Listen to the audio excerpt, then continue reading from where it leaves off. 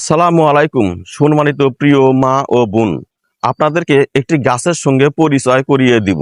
এই গাছটি আপনাদের অত্যন্ত কাজে লাগবে।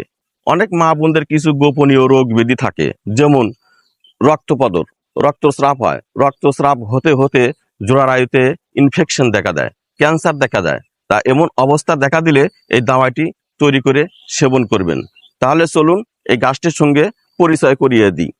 স্ক্রিনে যে গাছটি আপনারা দেখতে পাচ্ছেন, আপনার বাড়ির আশেপাশে প্রচুর পরিমাণ জন্ম হয়ে থাকে। এই গাছটি আমরা পাহাড়িয়া লতা বলে ডেকে থাকি। পাহাড়িয়া লতা, এই পাহাড়িয়া লতার পাতা থেতো করে 25 গ্রাম পরিমাণ রস বাহির করবেন। 25 গ্রাম পরিমাণ রস বাহির করে, আর দুর্বা ঘাসের রস 50 গ্রাম পরিমাণ, এই দুইটা রস একসঙ্গে মিশ্রিত করে সকালবেলা খালি পেটে সেবন করবেন লাগাতার 7 দিন অথবা 14 দিন। তাহলে আপনার জোড়ারায়ুতে ইনফেকশন বা ক্যান্সার হলে